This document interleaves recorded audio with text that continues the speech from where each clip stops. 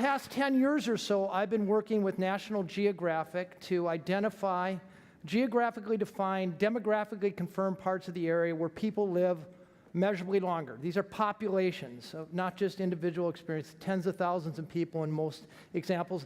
And then working with other experts to find their common denominators. I wrote this up in a book called Blue Zones. You don't have to buy the book because in the next 90 seconds I'm going to tell you all the essential secrets. No matter where you go in the world, whether it's Okinawa, Japan, Sardinia, Italy, the Highlands, the Nicoya Peninsula of Costa Rica, Ikaria, Greece, among the Seventh-day Adventists, you see the same 9 things happening over and over and over among the longest-lived people. A lot of these things are very intuitive. Eating a plant-based diet, low in simple carbohydrates, high in things like beans and nuts. The ever-popular prescriptive to have a couple glasses of wine a day. And no, you can't save up all week long and have 14 on the weekends. People actually ask me that. But the really cool findings come from the counterintuitive things. Do you know that people who have a strong sense of purpose and who can articulate it live about 7 years longer than people who don't? People who belong to a faith-based community and actually show up 4 times a month live 4 to 14 years longer than people who don't. And none of the longest-lived people in the world, and I interviewed 253 of them, ever exercised in the way we think of exercise.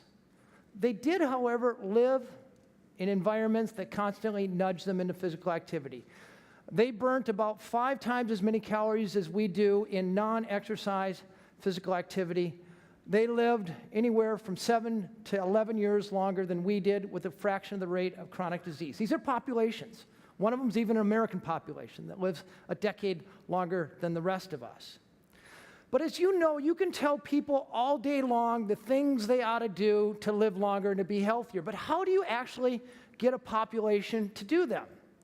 We spend almost $1 trillion a year on largely preventable diseases, cancer, diabetes, heart disease, largely preventable diseases. But I assert we not only are spending too much, but we're aiming at the wrong target.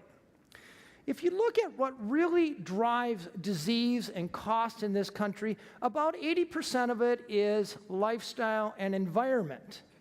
Only about 10% is genes. This is on a population as a whole. And healthcare accounts for another 10% of it. But now look at the way we spend our money. This incidentally comes from the CDC. We spend only about 4% of all our healthcare dollars on prevention.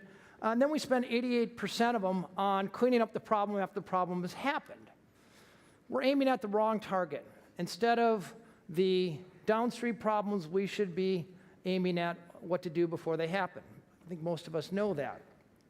We do spend over $100 billion a year on prevention. So you may say, Dan, you know, we're an overweight population here in America. We don't move enough. We should be focusing on diets and exercise and supplements. The problem is, by and large, they don't work. When you think of things that are going to truly add to longevity, to truly lower your chances of getting a chronic disease, you cannot think in months or in years. You have to think in decades or a lifetime. So you say, well, diets, they're a pretty good idea. But no diet in the history of the world has ever worked for a significant proportion of people who started. We could come up right now, we could spend the next 3 days and come up with the TEDMED diet. The best minds on the planet when it comes to medicine come up with a TEDMED diet. We get Mark up here and Jay up here, and we do a man hug, and we get people all pumped up about it. But the reality of diets, if 100 people start a diet today, within 7 to 10 months, you'll lose 90 of them. And within the next 2 years, you'll lose all but about 5% of them. So when it comes to a long-term strategy, diets don't work. No diet in the history of the world. Exercise has a similar recidivism curve. We were able to find data on gym memberships. Out of 100 people who start a gym membership today, in 3 years, you'll lose about 90% of them. This is a bit of a heresy, I know, but when it comes to public health, exercise just isn't working. The average American only burns 100 calories per day engaged in willful physical activity. exercise. Supplements, whether they're medicinal or nutraceutical, about the same thing. We may say statins and aspirin are really good for people to take, but you don't get a critical mass. You don't get enough people taking them over time. So based on these findings, I went back to National Geographic and I proposed another blue zone type worldwide search. But this time I wanted to find communities that were unhealthy and got themselves healthier. And God bless that rectangular yellow heart of National Geographic, they funded me. Went all over the world and found out two remarkable things. Number one, of the tens of millions of dollars we spend on public health initiatives that aim at chronic disease, none of them have worked. There's one in Minnesota, Heart Healthy. There's the one in Stamford, Connecticut, another one in California. What happens is more or less the health care equivalent of the Hawthorne effect. As long as the experts are there paying attention and the TV cameras are rolling, people will do what they ought to do, but as soon as they leave, people revert back to their baseline. So as a long-term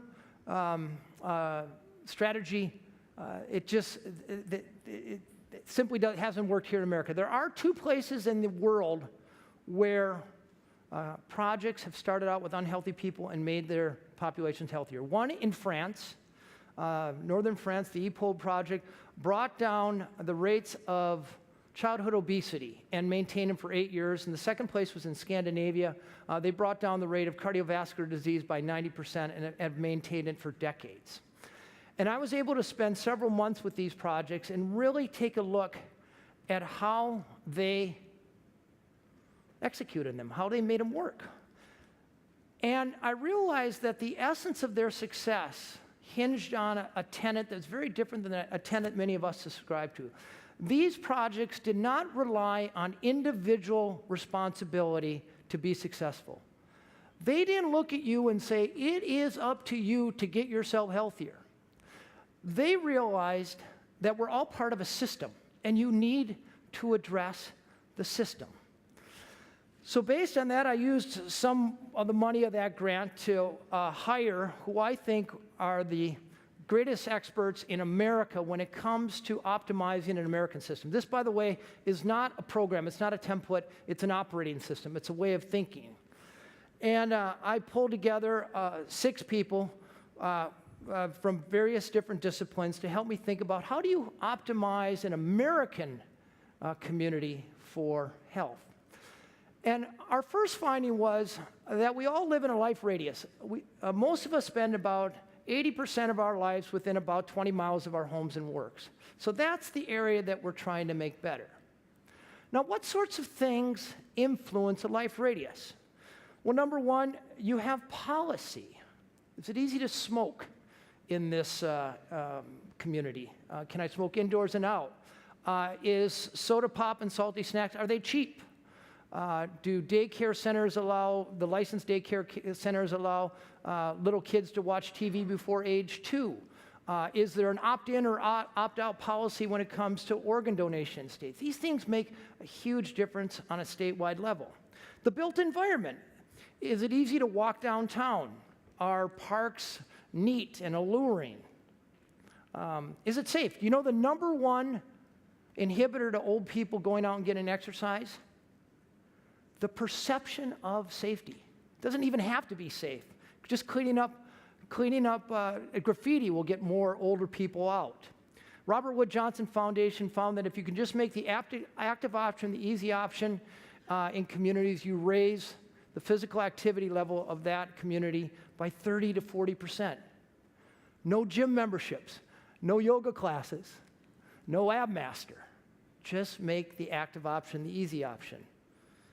Social networks, another thing that you can modify in an environment. If your 3 best friends are obese, there's a 150% better chance that you'll be overweight.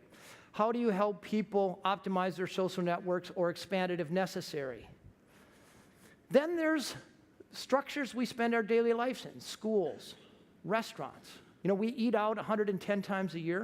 You could have a perfect kitchen, but if you're eating out a third of the time in places where they're over-serving you for every meal, there's a problem there. Schools, workplaces. And then sense of purpose. How do you imbue people with a clear idea of what their values are and what they're good at and give them an outlet? So this was a nice theoretical construct. This is where we got the name silver buckshot, evidence-based ways to unleash them on an environment. Well, thanks to AARP and the University of Minnesota School of Public Health, we got another big grant to actually audition 5 cities and come into the city most ready to adopt this blueprint. Albert Lea, Minnesota won, and they mainly won because the mayor, the city manager, the head of public health, the superintendent of schools, the head of Chamber of Commerce signed a pledge saying we're on board for changing the environment. Our experts came in and we just listened. We found out, for example, that they wanted to widen Main Street and raise the speed limit, something that we believe would tear the social fabric in half. Instead, we convinced them to use some of that money to create one walking vector from every neighborhood downtown. There was a beautiful place to recreate right next to downtown, this beautiful lake, but you couldn't get around it. So we took some of the street widening money and we created a path, which is now full all the time, optimizing the built environment. We built 4 community gardens. This is a city of only 19,000 people. Dr. Brian Watson came in and helped us optimize food environments.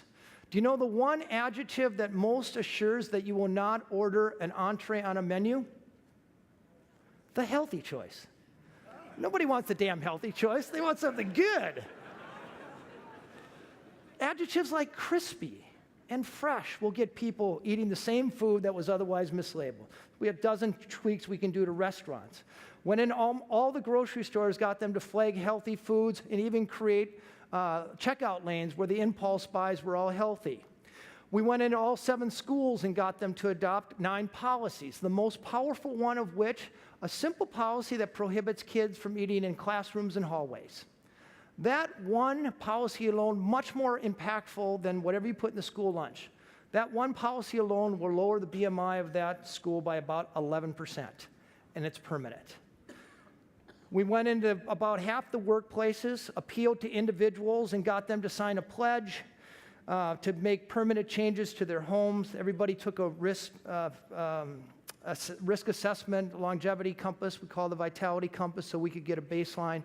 We got them to do permanent things like grow gardens, let our experts come into their kitchens and trade out the 14-inch plates for 10-inch plates, and do things like put signs on the counter reminding people to pre-plate their food. Those 2 habits alone equate to about a 20 to 30% fewer calories in any given sitting. And then we went and helped people optimize their social environment. We took the people who were ready to change their behaviors and fostered long-term friendships with them. Over the course of 18 months, we got phenomenal media coverage.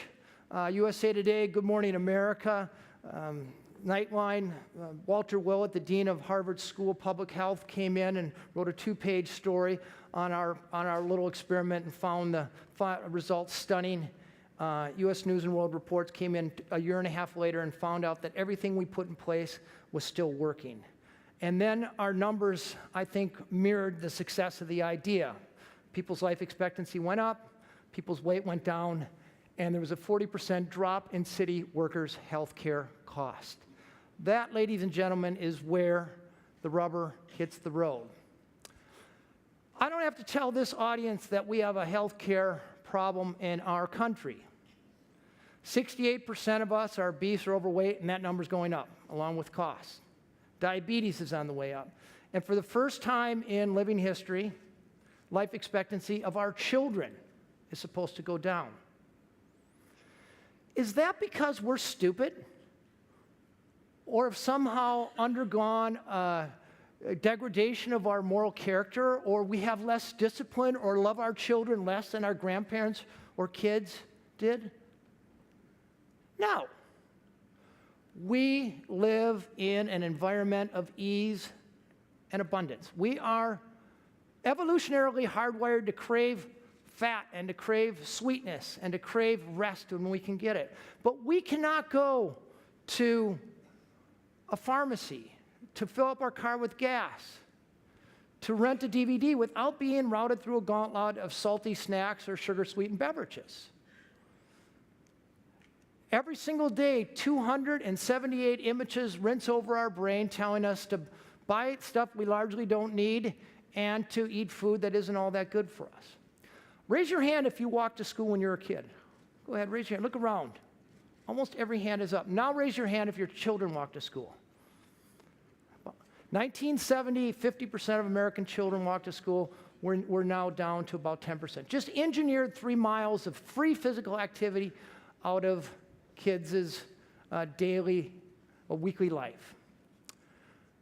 When it comes to making this country healthier and getting healthcare costs under control, there is no silver bullet. It's silver buckshot.